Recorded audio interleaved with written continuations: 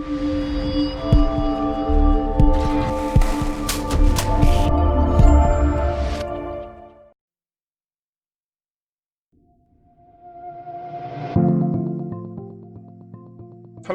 and welcome to this second part of the series where we are learning everything about FreeCAD.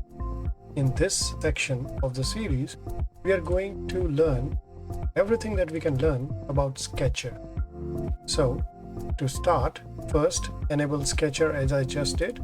Click on the workbenches and select Sketcher.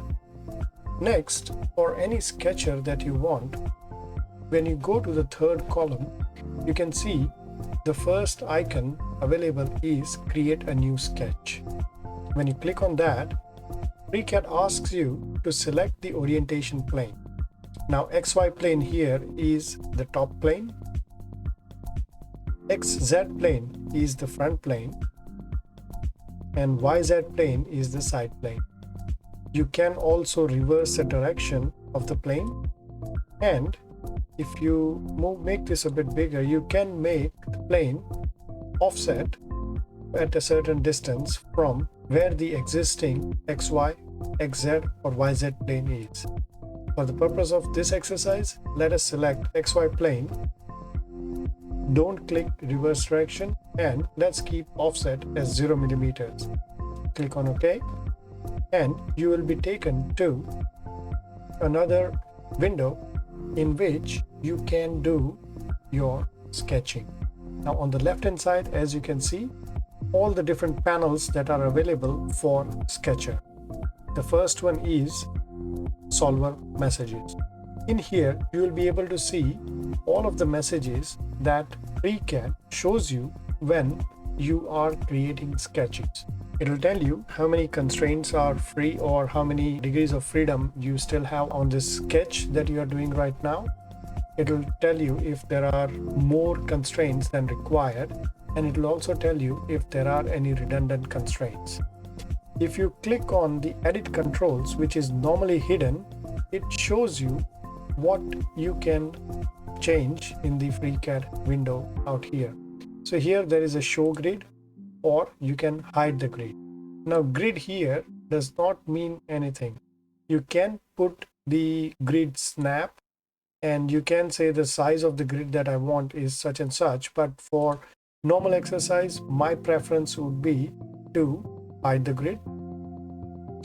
I would also always keep the auto constraint on for the simple reason that if I'm trying to draw a line which is horizontal or which is vertical, if I have auto constraint on, if my line is going a bit on the incline, then FreeCAD will auto correct it. Now how to do that and all of that, we'll look into another video in which I explain how to do constraining of your sketches. Now the next one is avoid redundant auto constraint. Keep that on as well. The next one, or the next panel, is the constraint panel. So the number of constraints, or if you add constraints, or if there are auto constraints in the Sketcher, they will be all listed up here. The next panel is the elements panel. This will tell you what are the types of edges or things like that, but again all of that we'll see when we start doing our sketches. So without wasting any more time, let's start doing our sketching. Now the very first thing is point. Now how does the point help you? In some instances you do need to create a point. For most of the time when you create a line or any of the other sketching primitives, you will get points. Now just to give you an idea, a point, you can just place it anywhere and that's pretty much it. You can start a line from this point, you can start a curve, or this point can be the center of the circle. It can be a lot of things. Now once when you put that point in, you can see that the cursor, you can see that there is it shows you that right now you can click and select and enter or add more points to it. It gives you the current location, the X and Y coordinates of your cursor, and if you click one more time, if you left click one more time, you can add a second point. Now when I right click, I will not be able to add any more point, or I cancel adding points. FreeCAD will stop adding points when we right click. Now we added 2 points, and you can see that solver message says that it is an under constraint sketch with 4 degrees of freedom. Now, as I said, we will discuss the degrees of freedom at a later date in a later video. But right now, let's just select both of them. So it was just a simple thing. Left click, drag, and release the mouse button, and you would be able to select both of those points and hit delete on your keypad. Let's start with a line. Now, as I said, the cursor right now shows a line icon just on the bottom right hand side of the icon of the cursor. It means that right now you are in line mode, or you can create lines. Now, how do you create line? You click anywhere and then you start moving your cursor, and you will be able to create lines. Now remember, we have turned auto constraint on. So if I move the cursor in such a way that it is nearly horizontal, you will be able to see a new icon pops up near the line icon, and it shows that if you click right now, the line or FreeCAD will be able to make this line perfectly vertical. So let's see how that happens. So if I click, you can see that this line turned perfectly. This line turned perfectly vertical. Similarly, if I click anywhere and if I start drawing roughly on the horizontal, you can see that FreeCAD shows that I can create a horizontal line. When I click on it, click on that point, you can see that the line that is drawn is perfectly horizontal. You can also see a vertical constraint symbol added and a horizontal symbol added. So whenever FreeCAD adds a constraint to it, to any of the given entities like your line or a circle, it shows those constraints in the 2D sketching area, and you can also see those constraints in the constraint area on the left hand side here. Remember, constraint 1 is your vertical constraint, constraint 2 is horizontal constraint. Now when we scroll down, remember the elements area. So the first element is a line and the second element is also line. Now when we start drawing circles and arcs, it will show you all the different types of elements that are added here. Now what happens if I start drawing a line and I want it to be a perfectly 45-degree line? Can I draw that here?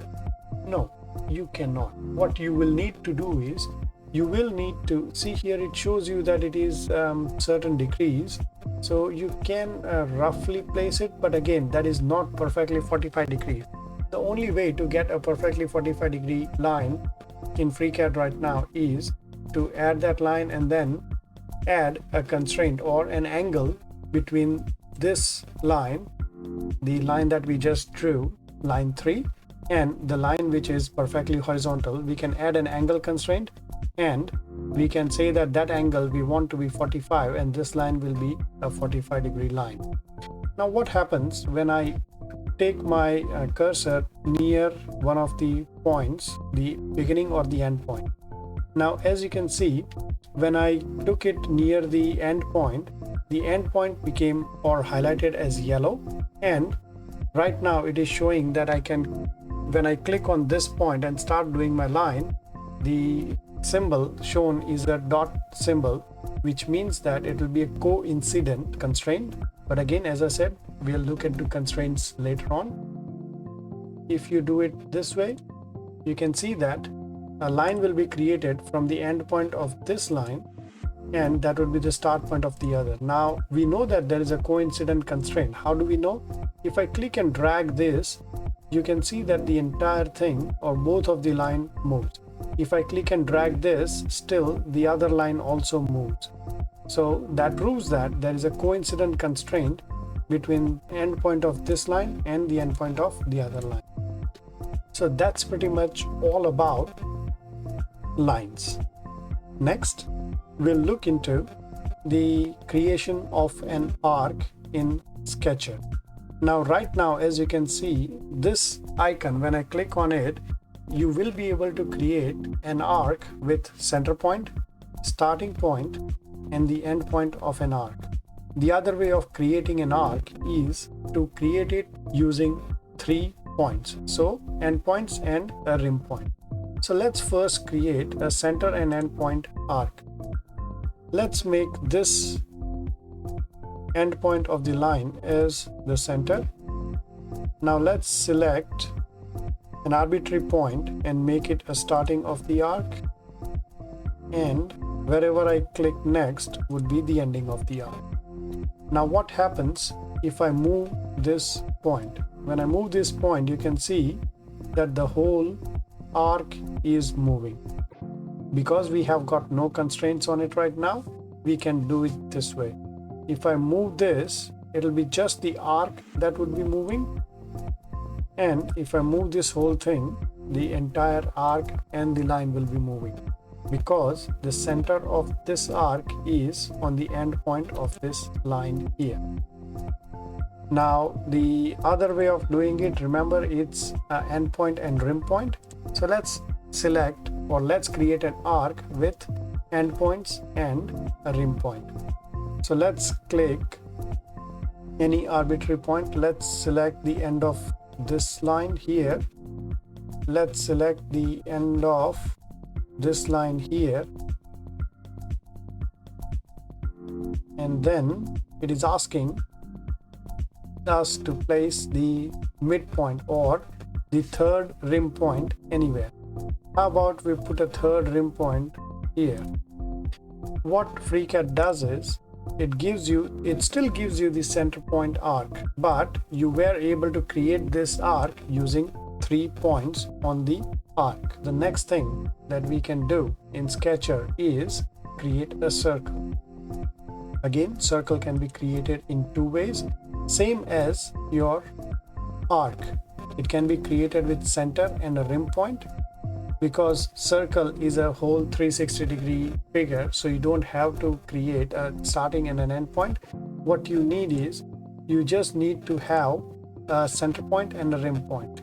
So let's create a circle with a center point and a rim point.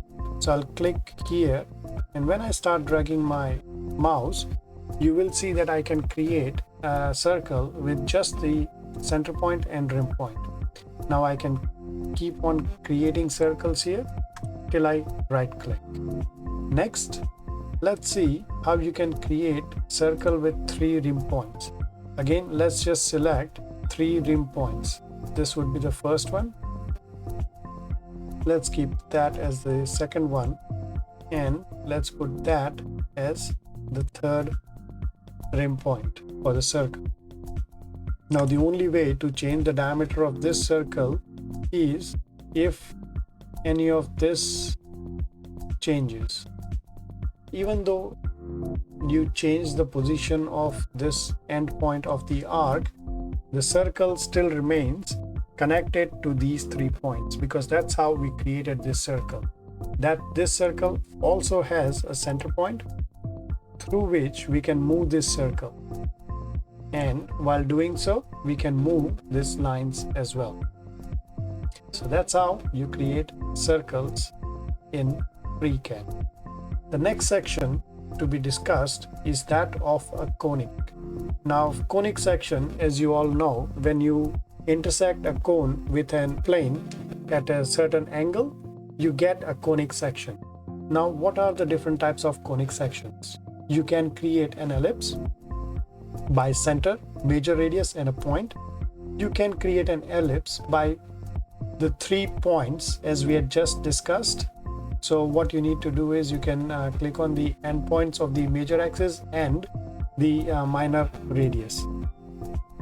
You can create arc of an ellipse by center, major radius, and endpoint.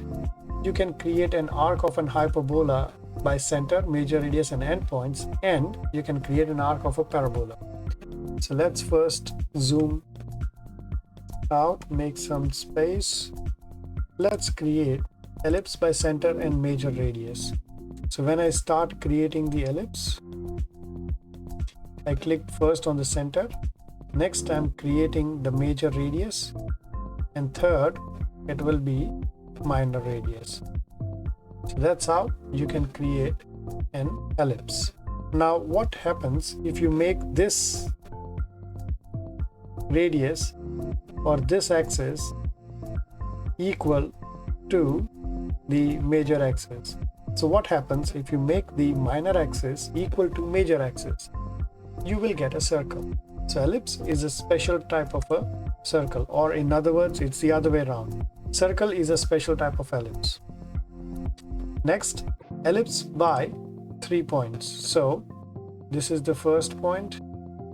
Now this is the second point and the third point. So what was the difference between this ellipse we created earlier and the ellipse we just created recently?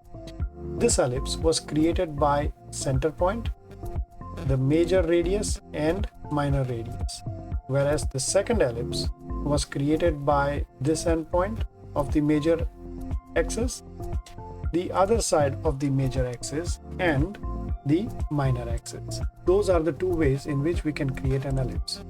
Third is arc of an ellipse. So how do you do an arc of an ellipse? In an arc of an ellipse, you first click on the center point, then you create the major radius and minor radius. Then you select how big or what is the rotation of the ellipse that you want. So do you want it 360 degree? You can do it like this, but if you wanted 360, you could have created it any other way. There are other two previous ways that we just discussed. This you do only when you want to create a half or any of the other ellipse sections. So that is, you can see it's the portion of the ellipse. Next, let us create arc of a hyperbola. So click on the center, on the other, and then you can start creating the start or the end point. So let's start from here, and when I click on the mouse, you can see that I can create the different length of this hyperbola. When I click enter, you can see that the hyperbola is created. Now you will be able to see these blue lines. Now what are these blue lines and why are they different to the white one? Blue lines are called construction lines, and we'll discuss about construction lines at a later date. But to quickly grasp the idea, construction lines are helpful, very helpful for creating shapes in Sketcher module. They are also helpful for giving a dimension to it. The other good thing about construction lines is that you don't need to create, or they won't show up in your extrusion or revolution, and they will not be printed in the tech draw workbench. So after drawing this hyperbola, let's click on parabola. I'll make some room. Click on this point again here, this, and when I start moving my cursor, you can see that I'm drawing this and then the start and end point. So that's how you draw an arc of a parabola. Next we have B-spline. Now B-splines are special type of curves where you draw different points, and all of these different points create line or a particular curve. Now depending on where you put this point, the shape of the spline will change. The other way to change the spline or the shape of the spline is by changing the radiuses of these circles. Now right now all of these circles have same radius as the first circle that was drawn. So if I change the radius of this circle, instead of here what is shown 60, if I make it say 120, radiuses of all of these circles will change. But what if I want to make the radius of these circles different? So let's say I'll go back to 60 here. Now I want to change the radius of this circle independent of the other one. See this equality sign? Again, we'll discuss all of these constraints at a later video. But right now, if I click on it and delete it, now this circle is independent of the shape of the size of this first circle that was drawn. So if I make the size of this circle bigger, you can see that right now this whole curve is getting dragged towards the center of this circle. If I make it smaller, you can see that it will be pushed away from the center. Now the only way to make this curve touch this center is when the radius of this circle becomes infinite. Now you know that it will be very hard for us to write or type a number infinite in here.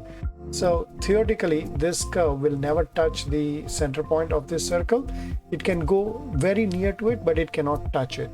Again, similarly, if you want to change the size of this circle, remove this equality sign and then start changing the size of it. So that's how you create a spline.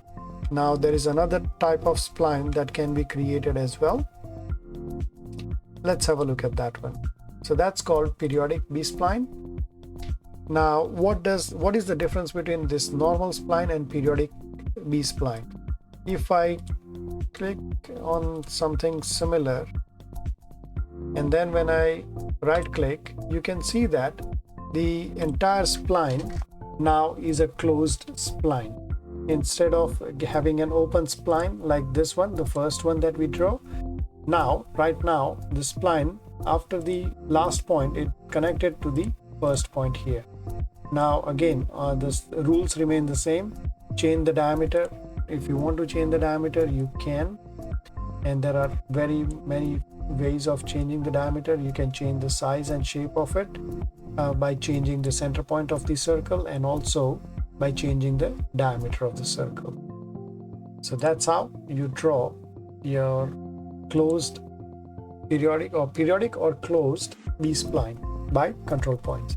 Now there are lots of other shapes that we need to discuss for the sketcher module, but right now we'll put a pause to this video because this video is getting a bit longer. So we'll look at the other shapes in a later video. Thank you, and I'll see you in the next video.